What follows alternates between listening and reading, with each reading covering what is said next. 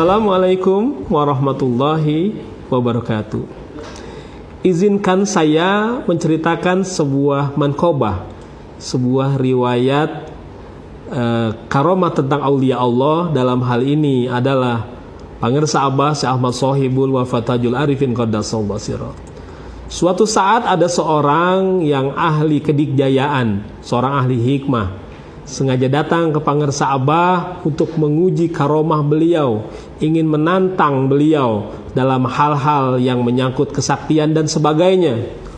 Maka ketika sang tamu ini tiba, Pangersa Abah menyambutnya dengan ramah tamah. Pangersa Abah lalu berkata kepada beliau, "Ayo, silakan ke sini, ayo kita makan dulu."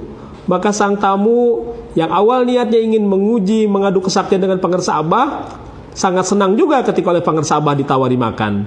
Bahkan Abah berkata, "Makan saja dulu, urusan lainnya nanti saja," kata Pangersa Abah.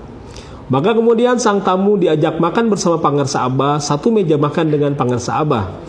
Bersama juga saat itu ada salah seorang murid beliau dari Kedah, Malaysia, yang saat itu usianya masih muda, yang beliau adalah Pak Guru Zuki. Lalu di tengah makan bersamanya, Pangersa Abah kemudian berkata kepada Guru Zuki di depan tamunya yang sengaja ingin mengadu kesaktian dengan Pangersa Abah kepada sang ahli hikmah tersebut, "Zuki, coba kamu panggil aki-paki di tempat kholwat Pangersa Abah sepuh." Maka kemudian Pak Guru Zuki menuju ke Masjid Nurul Asror.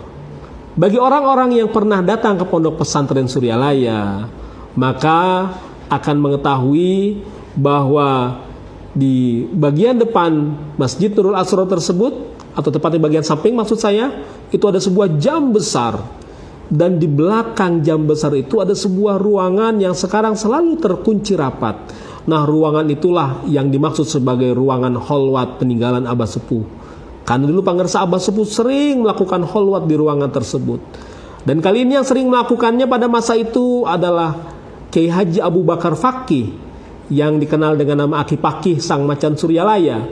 Dan biasanya kalau beliau masuk ke ruangan itu, tidak satu pun orang yang berani mengganggunya, memanggilnya dan sebagainya. Maka kemudian Pak Guru Zuki sebenarnya dengan rasa takut, tapi karena perintah Abah, walaupun dengan rasa ketakutan, beliau tetap melaksanakan tugas tersebut.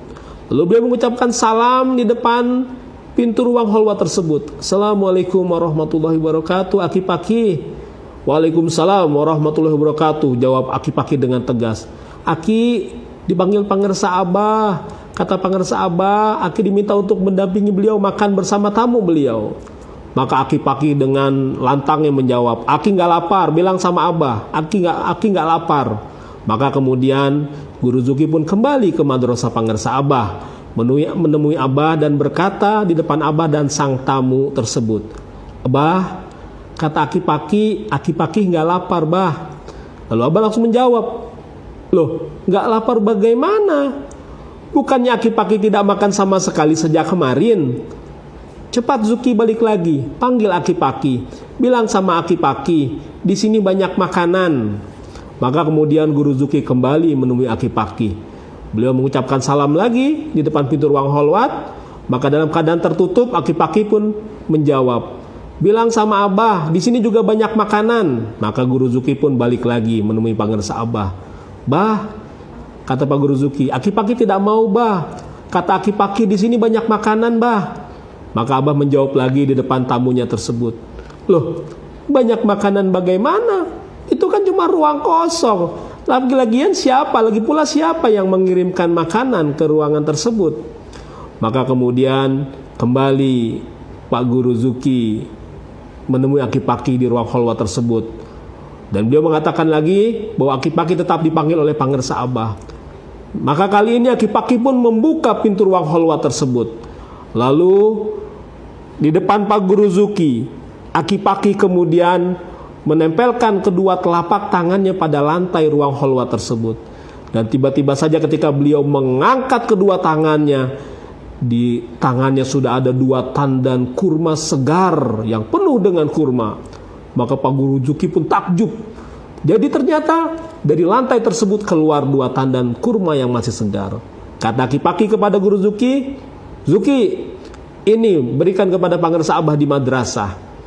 Maka kemudian Pak Guru Zuki pun membawa 2 tandan kurma tersebut kembali ke madrasah Pangersa Abah dan mengatakan kepada Abah, "Bah, ini kata Aki-Paki, di sini juga banyak makanan, Bah. Ini buktinya." Maka sang tamu yang sejak awal mendengarkan dialog antara Pangersa Abah dan Guru Zuki menjadi gemetar, menjadi takjub. Dia menyadari kalau Aki-Paki yang muridnya saja sudah seperti itu karomahnya, bagaimana Pangersa Abah Anom? Maka lalu dengan rasa malu bercampur rasa takut, sang tamu pun bersimpuh kepada Pangersa Abah memohon maaf karena dia menyadari ilmu yang dimilikinya ternyata tidak ada apa-apanya. Jangankan terhadap Pangersa Abah, terhadap Aki-Paki pun tidak ada apa-apanya.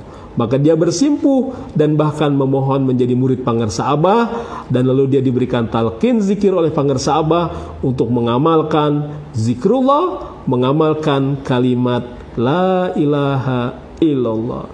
Demikianlah sekelumit kisah karomah yang terjadi, yang merupakan sebuah drama yang menarik, drama yang luar biasa antara Pangersa Abah Anom dengan Aki-Paki sang macan Suryalaya. Demikian, wassalamualaikum warahmatullahi wabarakatuh.